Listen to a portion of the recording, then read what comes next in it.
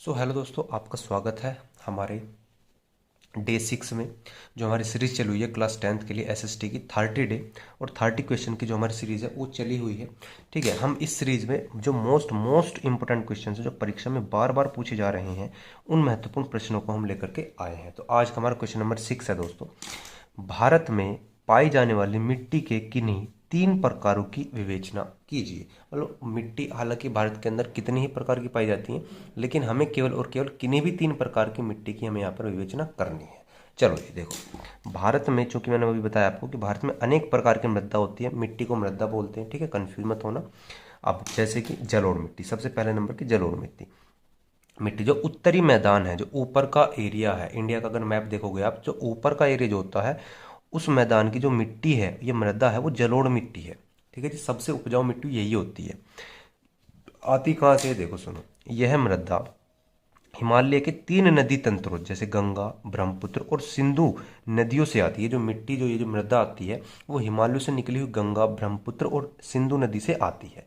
ठीक है, इस मिट्टी के अंदर क्या होता है, इस मिट्टी में रेत सिलिट के विभिन्न अनुपात पाए जाते हैं। ठीक है, रेत और सिलिट का अनुपात पाया जाता है, ये आपको याद रखना है। रेत और सिलिट का अनुपात इसके अंदर काफी मात्रा के अंदर पाया जाता है, इसलिए यह उपजाऊ होती है, इसी वजह से ये उपजाऊ होती है। ठीक है, यही कारण है कि ये उपजाऊ होती है। एक नंबर में आपसे पूछ सकता है कि बताओ जलोढ़ मिट्टी का उपजाऊ होने का क्या कारण है, तो आप बताओगे क्योंकि इसके अंदर रेत और सिलिट के विभिन्न अनुपात पाए जाते हैं।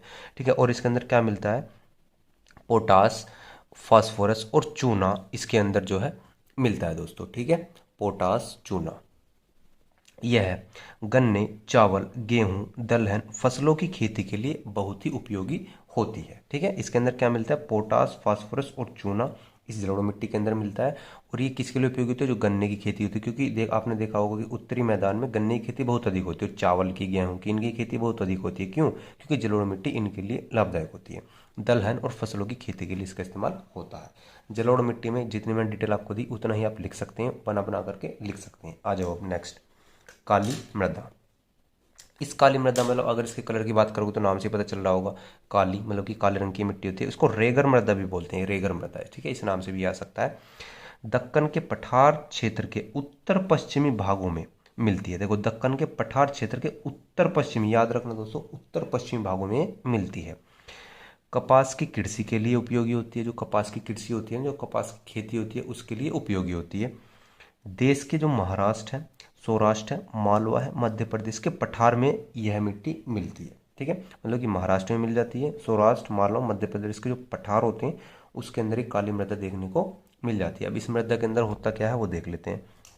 इस मृदा के अंदर दोस्तों नॉर्मली पाया जाता है कैल्शियम कार्बोनेट, मैग्नीशियम, पोटास, चूना आदि इसके अंदर जो है पाया जाता है। ठीक है, इनको आप याद कर लीजिएगा, मैंने आपको बता दिया है। ठीक है, चलो जी, अब बढ़ते हैं तीसरे नंबर की मिट्टी। अब देखो, जो तीसरे नंबर की मिट्टी है दोस्तों वो कौन सी, तीसरे नंबर की मिट्टी हमारी मरुस्थलीय मृदा।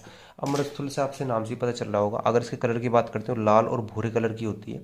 ठीक है, ये मृदाएं रेतीली और लवणीय होती है। ठीक है, रेत जो रेगिस्तान का जो रेत होता है उसके टाइप की होती है, जो रेतीली और लवणीय। नमी की मात्रा इनके अंदर जो होती है कम होती है दोस्तों। इस मृदा को सही तरीके से सिंचित करके कृषि योग्य बनाया जा सकता है। ठीक है, नॉर्मली अगर आप देखोगे तो कृषि योग्य नहीं होती, लेकिन अगर हम इनको सींचे, अच्छी तरीके से सींचे सही तरीके से, तो इनको कृषि योग्य दोस्तों इनको बनाया जा सकता है दोस्तों। तो आज का क्वेश्चन दोस्तों इतना ही है, सिर्फ 3 ही मिट्टी के बारे में आज हमने जिक्र किया है और यही क्वेश्चन जो है इस बार पूछे जाने की पूरी पूरी संभावना है। अब हम मिलते हैं दोस्तों अगले लेक्चर के साथ। ठीक है, बाय।